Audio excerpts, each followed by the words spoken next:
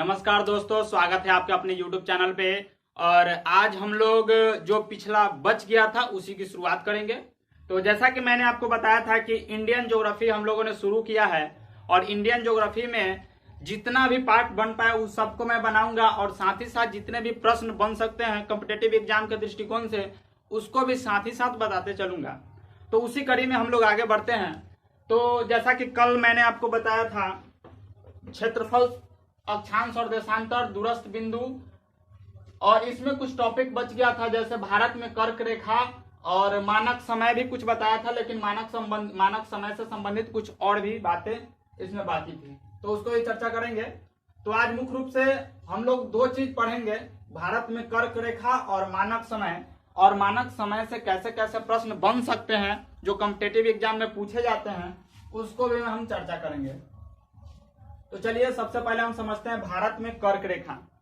जैसा कि आपको पता होगा, हम लोगों ने कई वीडियो में चर्चा किया है कि यह आपका जो है यह ग्लोब है, अर्थात हम इसको कह सकते हैं कि यह पृथ्वी है। पृथ्वी को 0 डिग्री से जो रेखा काटती है उसे हम लोग भूमध्य या विषुवत रेखा कहते हैं, और 23.5 डिग्री ऊपर से जो रेखा काटती है इसे हम लोग ऊपर वाले को कहेंगे कर्क रेखा और नीचे वाले को कहेंगे हम लोग मकर रेखा। इसको हम लोग बोलते हैं कर्क रेखा।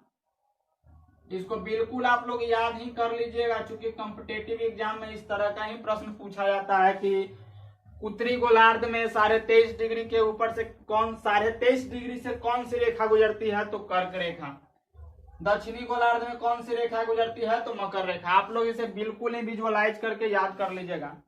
तो भारत से जो है केवल एक ही रेखा गुजरती है, वो है कर्क रेखा। जैसा कि मैंने आपको बताया था कि भारत बिल्कुल यहाँ पे है, उसका आधा भाग नीचे है, आधा भाग ऊपर है। तो कर्क रेखा यहाँ पे स्थित है। हमने पिछले वीडियो में आपको बताया था कि विश्व में कुल पृथ्वी पर से 5 रेखा गुजरती है। तो कर्क, मकर और ये विषुवत, ऊपर आपका आर्कटिक, नीचे अंटार्कटिक। तो देख लीजिए कि भारत से केवल एक ही न रेखा गुजरेगी, क्योंकि यहाँ तो आप सीधा फिगर में देख रहे हैं कि मकर रेखा नीचे है, भूमध्य रेखा यहाँ पे, और भारत इतना ही दूर में है। तो कर्क रेखा जो है केवल और केवल भारत से गुजरती है, और भारत में केवल कर्क रेखा गुजरती है, पांचों में से कोई नहीं। तो कभी कभी यह भी प्रश्न पूछा जाता है कि निम्नलिखित में से कौन भारत से गुजरती है, तो आप वहां पे कर्क रेखा लगाइएगा। तो आप लोग यह समझिए कि कर्क रेखा भारत से गुजरती है। यह आपका विश्व परिप्रेक्ष्य में था। अब हम लोग भारत में देखेंगे तो भारत का बहुत ही खूबसूरत सा यहाँ पे चित्र है, और आप लोग देख सकते हैं यह आपका कर्क रेखा। यहाँ पे देख लीजिए भारत के बीचों बीच से कर्क रेखा गुजर रही है, एकदम बिल्कुल बीचों बीच से आपका कर्क रेखा गुजर रही है। तो प्रश्न इसमें ऐसे बनता है कि भारत के कितने राज्यों से होकर कर्क रेखा गुजरती है, भारत के कितने राज्यों से होकर कर्क रेखा गुजरती है।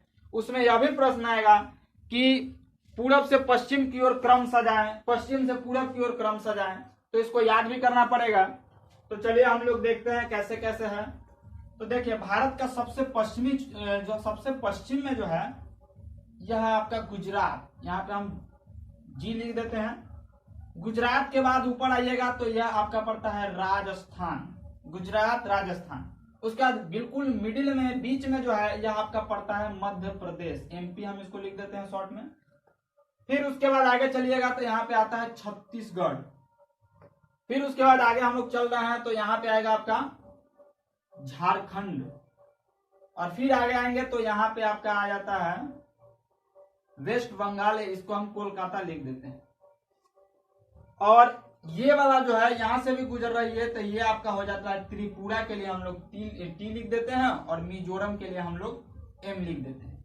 तो काउंट जरा कीजिए आप लोग, यहाँ पे 1 2 3 4 5 6 7 और ये आपका अंतिम 8, यानी कि कुल कितने राज्यों को टच करती है कर्क रेखा, तो कर्क रेखा जो है आपका कुल 8 राज्यों को टच करती है, 8 राज्यों को टच करती है। अब देखिए क्रम से याद कैसे रखेंगे इसको। तो पश्चिम से पूरब की ओर जैसे जैसे हम लोग चल रहे हैं तो पहले है गुजरात, राजस्थान, मध्य प्रदेश। देखिए गुजरात, राजस्थान, मध्य प्रदेश, तीन तीन के क्रम में याद रखिए। गुजरात, राजस्थान, मध्य प्रदेश, गुजरात, राजस्थान, मध्य प्रदेश। फिर आगे हम लोग चलेंगे तो छत्तीसगढ़, झारखंड और वेस्ट बंगाल। छत्तीसगढ़, झारखंड और वेस्ट बंगाल। गुजरात, राजस्थान, मध्य प्रदेश, छत्तीसगढ़, झारखंड और वेस्ट बंगाल। छत्तीसगढ़, झारखंड और वेस्ट बंगाल, तीन के क्रम में इसको भी, तीन के क्रम में उसको भी। तो इसके अंदर बिल्कुल आपका 6 हो गया। और यहाँ पे 2 राज्य अंतिम में जो ये बचा है, यह आपका त्रिपुरा और ये आपका मिजोरम। तो देखिए 3 और 3 6 और 2 8, यानी कि कर्क रेखा जो है भारत के 8 राज्यों से होकर गुजरती है। क्या कोई अन्य रेखाएं भी गुजरती है? तो यह जो पांचों में से है केवल कर्क रेखा गुजरती है और कोई रेखा नहीं गुजरती है। तो कभी कभी क्रम में आएगा कि बताइए पश्चिम से पूरब की ओर कर्क रेखा का क्रम क्या है, तो गुजरात, राजस्थान, मध्य प्रदेश। फिर आपका हो जाएगा यहाँ पे छत्तीसगढ़, झारखंड और वेस्ट बंगाल, त्रिपुरा, मिजोरम, त्रिपुरा, मिजोरम। आप लोग 3-4 बार इसको बोलिएगा, बोलने का प्रैक्टिस कीजिएगा, बिल्कुल आप लोगों के दिमाग में अट जाएगा। गुजरात, राजस्थान, मध्य प्रदेश, छत्तीसगढ़, झारखंड, वेस्ट बंगाल, त्रिपुरा और मिजोरम। इधर से अगर बोलिएगा तो पहले मिजोरम, त्रिपुरा, फिर वेस्ट बंगाल, जम्मू कश्मीर, छत्तीसगढ़, मध्य प्रदेश, राजस्थान और गुजरात। चलिए तो कर्क रेखा आप लोग समझ गए। कर्क रेखा कितने राज्यों से होकर गुजरती है? 8 राज्यों से होकर गुजरती है। कौन कौन है आप लोग इसको विजुअलाइज कर लीजिएगा। अब हम लोग समझते हैं मानक समय क्या है। मानक समय हमने बताया था कल स्टैंडर्ड टाइम के बारे में कि स्टैंडर्ड टाइम जो है इंग्लैंड के ग्रीनविच शहर से लिया गया है। इंग्लैंड के ग्रीनविच शहर से 0 डिग्री देशांतर गुजारा गया है और उसके बाद हम लोग जो है 82.5 डिग्री आगे हैं, अर्थात ईस्ट में है। तो हमारा जो समय है वहां से 5.5 घंटा आगे चलता है। तो यह नहीं देखे हैं तो पिछला वीडियो देख लीजिएगा, तब वही ये वीडियो अच्छा से समझ में आएगा। क्योंकि हम प्रश्न भी डिस्कस करेंगे कि कैसा कैसा प्रश्न पूछा जाता है एग्जाम में। तो ये आप लोग समझ गए। अब हम लोग समझते हैं मानक समय। पहले यहाँ पे देख लीजिए, भारत का जो सबसे पश्चिमी जो है वो आपका 68 डिग्री 7 मिनट से शुरू हो रहा है। 68 डिग्री 7 मिनट से, और पूर्वी कितना है? 97 डिग्री 25 मिनट। तो हम अभी जो बात कर रहे हैं कि 82.5 डिग्री से ही क्यों गुजारा गया, यानी कि इंडियन स्टैंडर्ड टाइम जो है IST, इंडियन स्टैंडर्ड टाइम, यह 82.5 डिग्री से क्यों गुजारा गया। हम चाहते तो यहां से भी गुजार सकते थे, यहां से भी गुजार सकते थे, हम लोग जम्मू कश्मीर से भी गुजार सकते थे, कहीं से गुजार सकते थे। 82.5 से ही क्यों गुजारे? तो जरा आप हमें बताइए कि सूर्य जो है कहाँ उगता है? सूर्य आपका पूरब में उग रहा है। सूर्य आपका पूरब में उग रहा है, तो सूर्य की रोशनी सबसे पहले पूरब में पड़ने वाले, पूरब में जो राज्य है उन पर पड़ेगी। अर्थात अगर सूर्य 5 बजे उगेगा यहाँ पे, तो इतना दूर आते आते में तो यहाँ पता चलेगा कि 7 बज जाएगा, 8 बज जाएगा। तो कैसे होगा? क्योंकि यहाँ पे विस्तार समझिए कितना है, 97 डिग्री 25 मिनट से 68 डिग्री 7 मिनट, लगभग आप 97 को लीजिए राउंड फिगर में और 68 को लीजिएगा, तो 97 माइनस 68 अगर कीजिएगा तो 9 और 9 यानी कि लगभग आपका 29, यानी कि राउंड 29 डिग्री और कुछ और है। 25 में से 7 घटाइएगा तो लगभग आपका बच जाएगा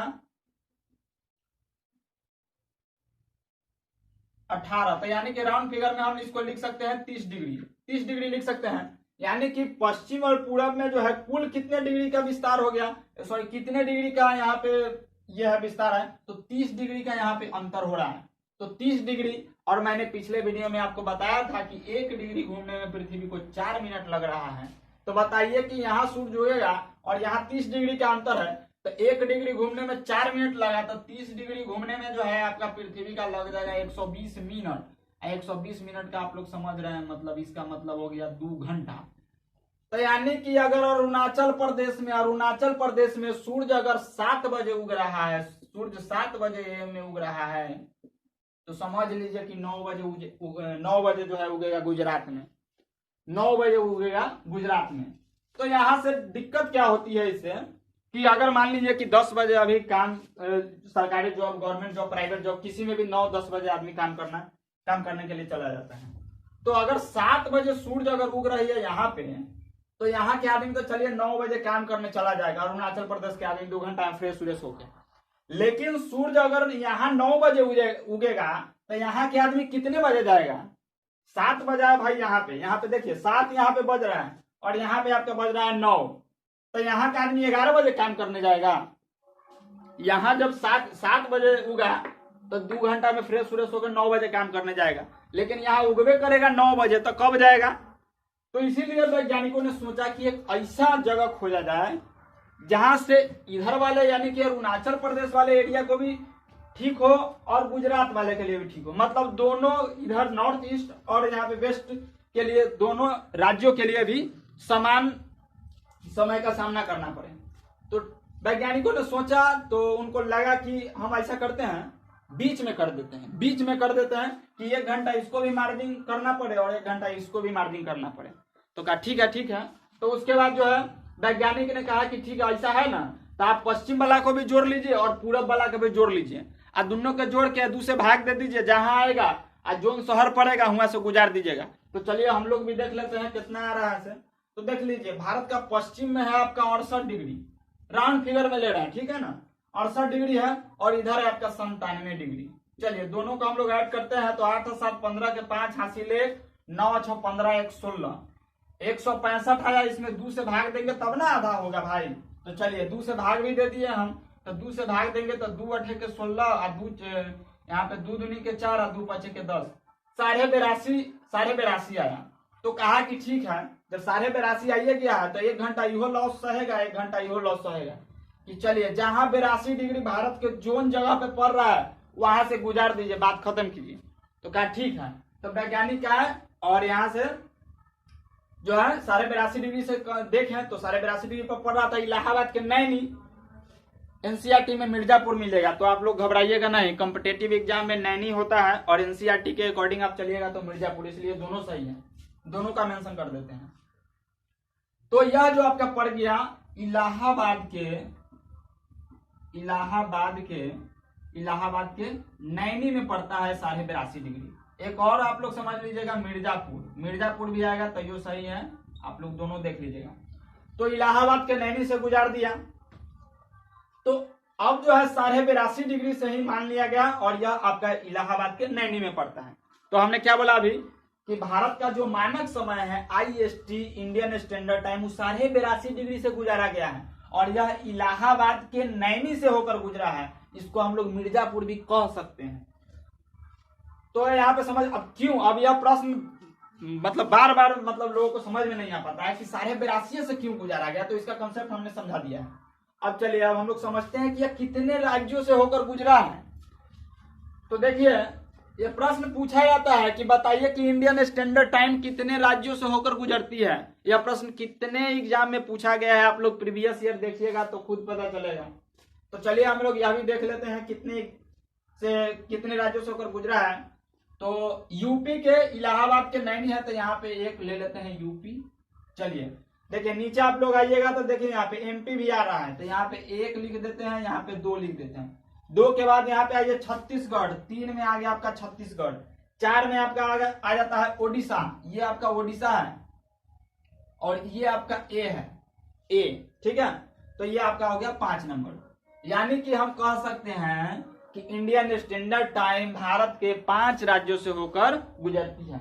IST जो है IST कितने राज्यों से होकर गुजरती है, 5 राज्यों से होकर गुजरती है। नाम क्या क्या है देख लीजिए एक बार फिर से, UP, MP, Chhattisgarh, Odisha, Andhra Pradesh. UP, MP, Chhattisgarh, Odisha और आंध्र प्रदेश।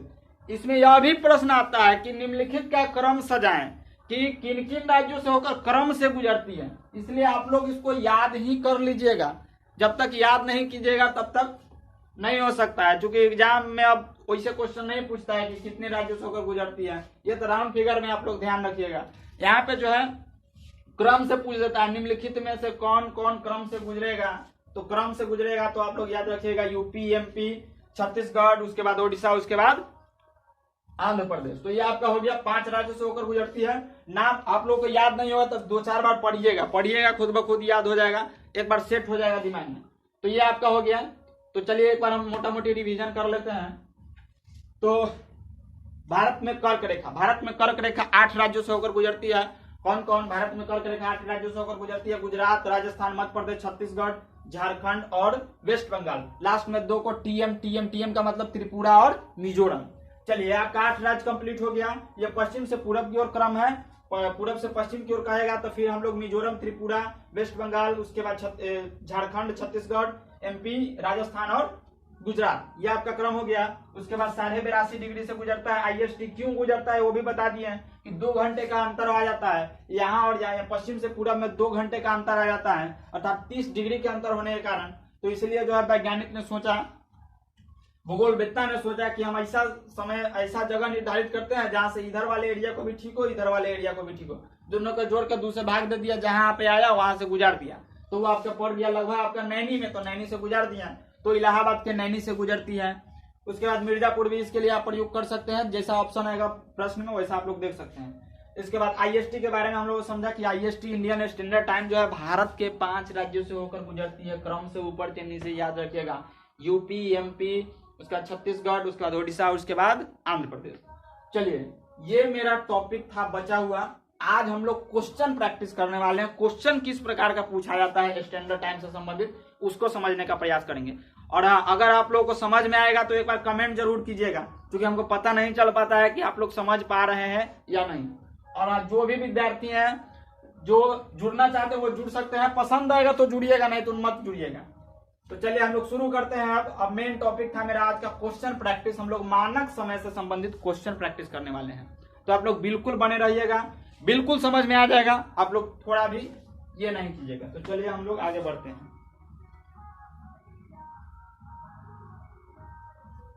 इतना आप लोग स्क्रीनशॉट ले लीजिए पहले, क्योंकि यहाँ बहुत ही महत्वपूर्ण चीज बताएं। 30 डिग्री का अंतर हो जाता है, 2 घंटे का अंतर हो जाता है, कर्क रेखा 8 राज्यों से गुजरते हैं। स्क्रीनशॉट ले लीजिएगा और कॉपी में नोट्स बना लीजिएगा, नहीं तो बार बार कभी यहाँ से पढ़े कभी वहां से पढ़े, बार बार समस्या आती रहेगी, कभी भी आपका विषय कंप्लीट नहीं हो पाएगा। तो आप लोग जहां कहीं भी पढ़े, जहां कहीं भी देखें, वहां से जो भी चीज मिल रहा है उसको कलेक्ट करने का प्रयास करें। नॉलेज का एक ही पर्पस होता है। चलिए ठीक है, तो हम इसको मिटाते हैं और क्वेश्चन देखते हैं।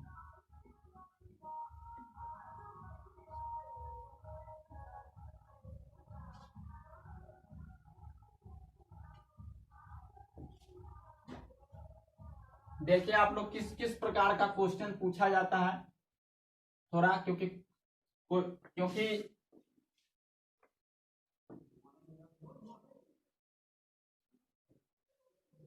आप कितना भी पढ़ ले, लेकिन आप क्वेश्चन अगर सोल्व नहीं कर पा रहे हैं तो पढ़ाई व्यर्थ है। ऐसा है,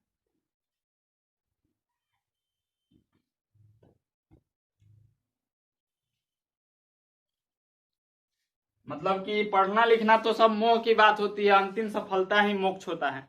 तो आप लोग पढ़ लिख रहे हैं, ठीक बात है, लेकिन अगर क्वेश्चन नहीं बना पा रहे हैं, इसका मतलब यही ना हुआ कि पढ़ना लिखना सब क्या है, माया है। लेकिन अंतिम सफलता कब है? जब मोक्ष की प्राप्ति होती है, मतलब आपको जॉब लग जाती है। तो वही बात है कि अब आप थ्योरी पढ़ लें या क्वेश्चन नहीं बना पा रहे हैं, तो फिर आप सफलता नहीं कर पाइएगा, सफल नहीं हो पाइएगा। तो चलिए हम लोग देखते हैं क्वेश्चन हम लोग आपको सुना देते हैं पढ़ के, और फर्स्ट क्वेश्चन हम लोग बनाने का प्रयास भी करेंगे।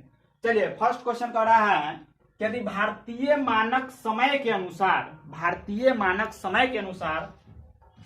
सुबह के 10 बजे हैं, तो बताइए भारतीय मानक समय IST होता है, इंडियन स्टैंडर्ड टाइम, सुबह के 10 बजे हैं, तो 92 डिग्री 92 डिग्री ईस्ट में शिलोंग का स्थानीय मान क्या होगा? फिर से समझिए, भारतीय मानक समय के अनुसार सुबह के 10 बजे हैं, यानी कि IST इंडियन स्टैंडर्ड टाइम जो है वो अभी सुबह के कितना बज रहा है? 10 बज रहा है। तो यानी कि 82.5 डिग्री पर 10 बज रहा है। 82.5 डिग्री ना होता है, 82.5 डिग्री हम इसको ऐसे भी लिख देते हैं, 82.5 डिग्री। 82.5 डिग्री नहीं, भारत का इंडियन स्टैंडर्ड टाइम है, तो 82.5 डिग्री पर कितना बजा है? 10 बजा है, सुबह के 10 बजा है। तो यहाँ पे AM लिख देते हैं, अभी तो कैलकुलेशन है। चलिए 82.5 डिग्री, यानी क्वेश्चन एक बार है कि भारतीय मानक समय के अनुसार सुबह के 10 बजे हैं, तो मानक समय कितना होता है? 82.5 डिग्री होता है। तो 82.5 डिग्री पर कई बजा है? 10 बजा है। तो कह रहा है कि 92 डिग्री ईस्ट में शिलोंग का स्थानीय मान क्या होगा? तो 92 डिग्री ईस्ट में फिर से हम लोग कुछ रिवीजन कर लेते हैं। हमने आपको बताया था ये 0 डिग्री है, उसके बाद ये है, ये है, यहाँ आपका ग्रीनविच है, और यहाँ हम लोग भारत में, यहाँ आपका ग्रीनविच है और यहाँ आपका भारत है, ठीक है ना। तो भारत यहाँ से यहाँ तक आने में कितना था, यहाँ 0 डिग्री देशांतर रेखा गुजरी है, 0 डिग्री देशांतर। 0 डिग्री देशांतर को क्या कहते हैं, या इसी को GMT बोलते हैं, पिछला वीडियो देख लीजिएगा। तो 82.5 डिग्री आगे है भारत, यानी कि ईस्ट में 82.5 डिग्री है, यानी कि GMT से कितना आगे है भारत, 82.5 डिग्री आगे है। कल के वीडियो में हम बताए थे कि 5.5 घंटा कैसे होता है, इसलिए आप लोग देख लीजिएगा। तो चलिए अब क्या कहा कि 92 क्वेश्चन में है कि 82.5 डिग्री पर 10 बज रहा है भारत में, तो 92 डिग्री ईस्ट में, मतलब औरों चलना है उधर। ये देखिए 82.5 डिग्री यहाँ हुआ, ये तो आपका 82.5 डिग्री है। अब कह रहा है कि 92 डिग्री ईस्ट में, मतलब ईस्ट आपका इधर है। कितना आदमी जो भी नहीं समझ रहा है, चलिए देख लीजिए, ये आपका ईस्ट है, ये आपका वेस्ट है, ये आपका नॉर्थ है, ये साउथ है। तो ईस्ट में कह रहा है, मतलब यहाँ अगर 82.5 डिग्री है तो 92 डिग्री ईस्ट में, यानी कि 92 डिग्री और आगे जाना है। तो और आगे मतलब कि 82.5 पर बजा 10, तब 92 पर कितना बजेगा, सीधा सा मतलब समझिए। तो चलिए हम समझ लेते हैं। तो हम घटा देते हैं, 92 डिग्री में से 82.5 डिग्री घटा दिए तो कितना बच जाएगा, लगभग आपका बच जाएगा 9.5, यानी कि 9.5 डिग्री। यानी कि अभी जितना पर है ना, उससे 9.5 डिग्री और आगे जाना है, तो टाइम कितना लग जाएगा।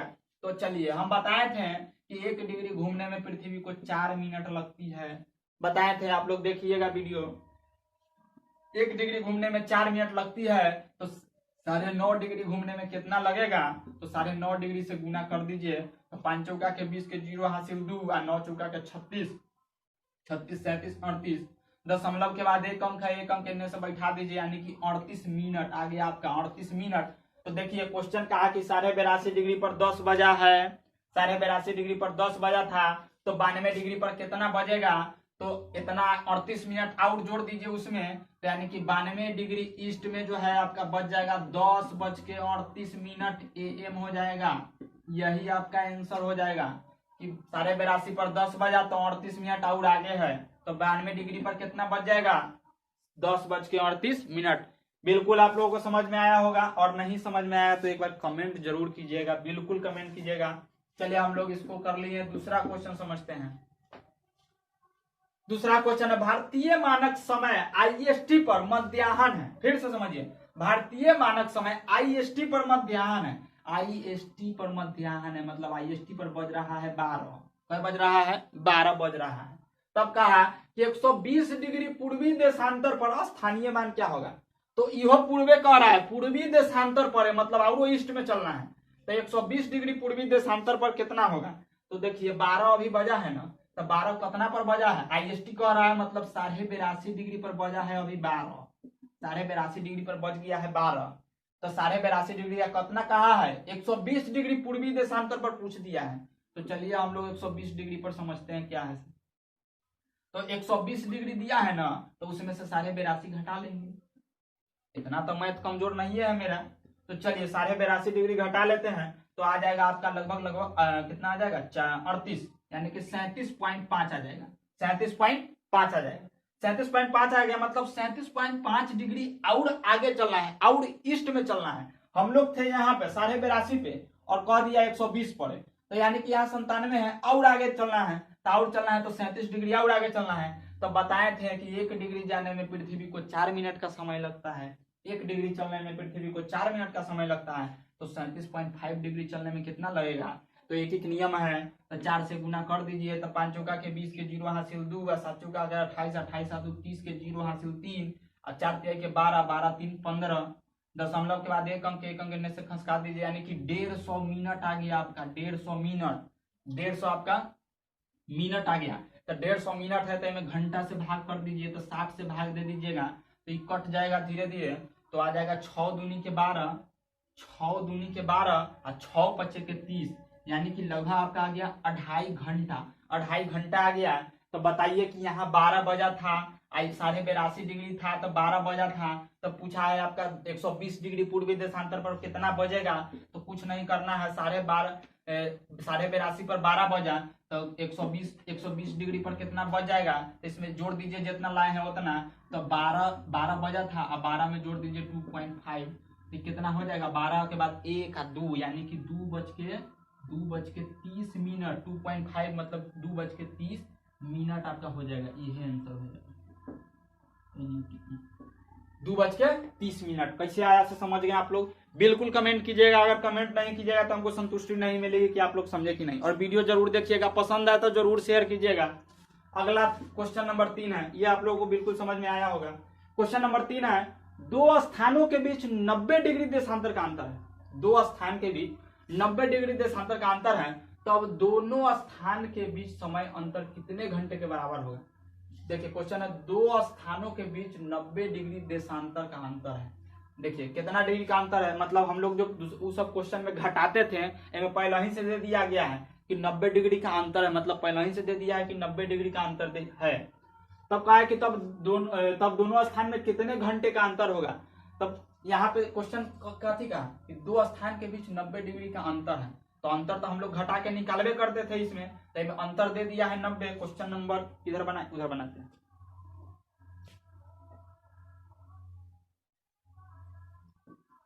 देखिए आपका क्वेश्चन नंबर 3 है, सॉल्यूशन क्या हो जाएगा इसका? कहा कि 90 डिग्री का अंतर है, तब 90 डिग्री का अंतर है तो 1 डिग्री चलने में पृथ्वी को लग जाता है 4 मिनट। तो 90 डिग्री चलने में सीधा सीधा हम हिसाब जानते हैं, 9 चौका के 36, 360 मिनट लग गया। 360 मिनट आ गया, घंटा से भाग कर देंगे, 60 से भाग 6 36 यानी कि 6 घंटा। क्या आया आंसर आप लोग समझ लीजिए। दो स्थानों के बीच 90 डिग्री देशांतर का अंतर है, तब दोनों स्थान के बीच समय अंतर कितने घंटे के बराबर होगा? तो देख लीजिए कितना घंटा आया, 6 घंटा। दोनों स्थान में कितना के हो जाएगा अंतर? 6 घंटा। 6 घंटा के आगे पीछे है दोनों में। तो चलिए तब तक के लिए इतना ही, और वीडियो पसंद आए तो लाइक जरूर कीजिएगा और कमेंट जरूर कीजिएगा, ठीक है? बिल्कुल भी इसको स्किप मत कीजिएगा। और इसी तरह हम आगे भी इसका पार्ट लाएंगे और हम लोग इसमें और विस्तार से चलने वाले हैं। हम इसका कंप्लीट डिस्कशन करेंगे और जितने भी कॉम्पिटेटिव एग्जाम है उस सब का प्रश्न भी हम लोग देखेंगे कि किस किस प्रकार का प्रश्न पूछा जाता है। तो आप लोग बिल्कुल भी धैर्य पेशेंस बना के रखिएगा और इसी तरह आपका कंटिन्यू वीडियो आता रहेगा। तब तक के लिए जय हिंद, वंदे मातरम।